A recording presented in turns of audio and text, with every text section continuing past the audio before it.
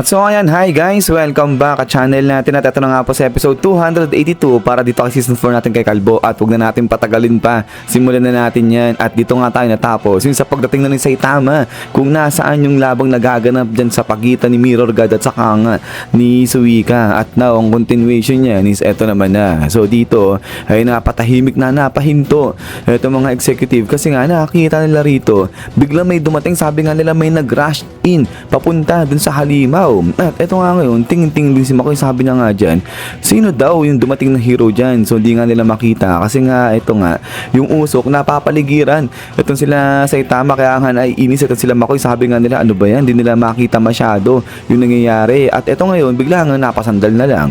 Itong si Makoy, sabi niya nga dyan, sige di balin na nga daw, sabi niya ganyan. Kasi total naman, di naman daw aabot yung mga atake ito ng halimot. Saka nga, ito ng mga hero dito banda sa kanila, sa kumbaga yung laban ng mga to ay di naman naaabutin niya yung impact daw dyan sa may HQ. At itong gagawin nga lang daw ni Makoy dito, magre-relax na lang nga daw siya at hihintayin niyang matapos itong talanang laban ng Hero Association. At pagkatapos nga niyan, ito nga going back na rito kay Saitama sa kay Mirror God. At ito sabi nga ni Mirror God kay Saitama, umalis ka na ay rank 39 kay Baldi, sabi ng ganyan. At ito nga biglang umatake na itong si Mirror God dito kay Kalbo, patin suddenly is bam!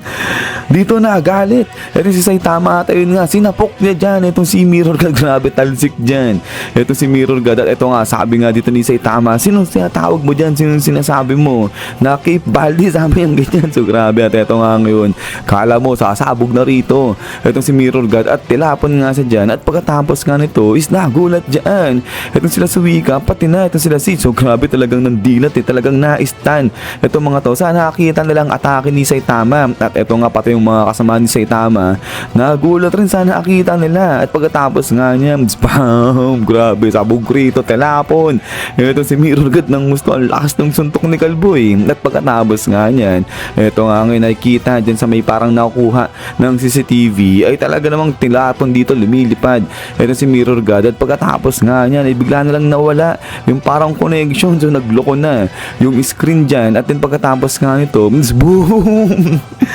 biglang lipad ito si Mirror God dito banda kung nasan si Makoy. So sakto yung pwesto ni Makoy, tinamaan siya nga nito ni Mirror God. Grabe yung sigaw ni Makoy, kala mo nalunod siya buhay yung pagkakasigaw niya dyan. Natin pagkatapos nga niya na ito nga ngayon biglang lipat na rito banda kay Blue naman dahil ito lilipad-lipad lang ito si Blue at pinagmamasdan niya kung ano yung nangyari dito banda nga sa laban ni Saitama at saka nga ni Mirror God. At pagtingin niya nga dyan ay ayun, nakakita si Saitama nakatayo lang dyan. At ito nakatingin din si Saitama dito kay Blue at nagulat nga itong si Blue, sabi niya nga teka lang, parang kilala niya itong kalbo na nga na to. At ito nga ngayon balik ulit dito kay Mirror God dahil ito nga rumble ngayon dyan banda rito kay Mirror God. At ayun nga ang layo ng pinagtalsikan dito ni Mirror God. At after nga niya na ito sabi ng banda, ayun bagsak ito si Makoy katabi niya si Mirror God. At ayun yung mga executive ay takbo na rin sila papunta rito kay Makoy. Kamusta raw si Makoy, okay lang daw ba siya? But then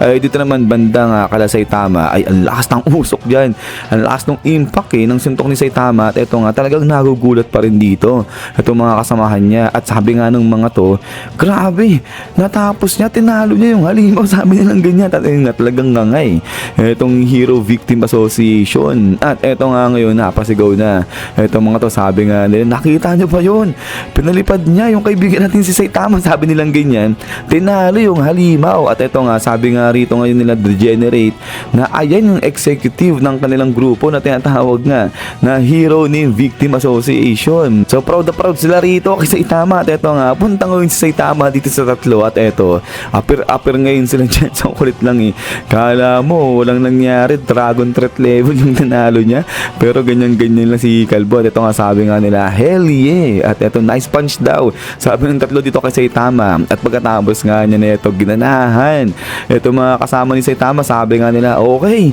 sige sa next town naman. At ito nga talagang napapasigaw dyan pati si Saitama, laban na rin parang nag-e-enjoy siya. Pero yun nga, ito sa kabilang banda si Red Nose, sabi niya nga sa isip niya dyan, siya lang ba? Pero parang sobrang lakas daw talaga nito ni Saitama, sabi niya ganyan. At ito nga ngayon sa kabilang banda ay ayun, itong si Butterfly DX saka nga itong si Chain Toad, nakita rin yung suntok ni Saitama. At dito parang di nga sila makapaniwala wala dyan. So yung tinawagan ni Chain Toad at yung si Butterfly DX, at sabi nga nito ni Butterfly DX, oo, nakakita niya at talagang di nga raw talaga nagsisinungaling si Forte.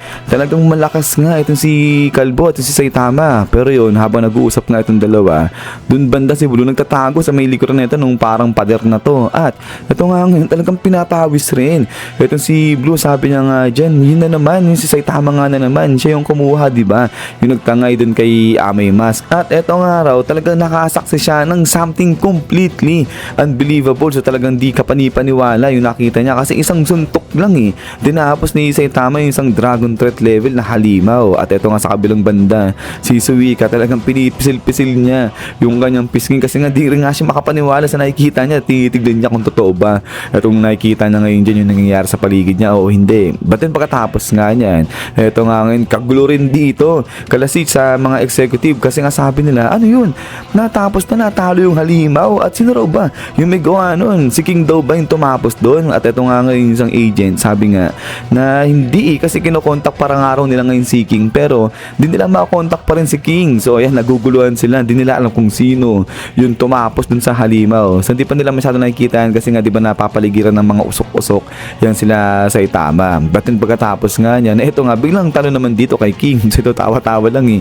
Etong si King, at eto naglalaro si King ng ito ng modern na VR. Sabi niya nga dyan, ang lupit daw ng modern na VR game na nga to. Kala mo talagang totoo raw eh, kasi maramdaman mo, kala mo raw talaga nag-shake itong buong kwarto. Pero ito nga, pagtingin ni King dyan sa kanyang phone, 104 missed call. Talagang sobrang dami, talagang kinokontak na siya ng HQ pero di niya nga masagot. At ito nga sabi ni King, nako, di maganda to, sabi niyang ganyan. At then pagkatapos niyan is yan guys, so hanggang dito lang itong sa episode 282 natin. So grabe, ang bilis, tinapos kagad ni Saitama yung laban niya kay Mirror God. Ito yun pala, narito ko rito, akala ko nakita na nalaman na ng mga to yung last ni Saitama, yung pala hindi pa kasi yung mga reaksyon nito nila Sitch at saka nga natin ni Makoy, kakakala mo para nakita nila yung ginawa ni Saitama, yung pagsuntok niya. Yung dito sa side nila si Wika, ayan, talagang sila nakita nila si Saitama yung tumapos. Pero ito nga, kala mo ko hindi pa pala kasi nga rito sa panel na to nagkagulo itong sila Sitch. Sabi nga nila, sino nga raw ba diba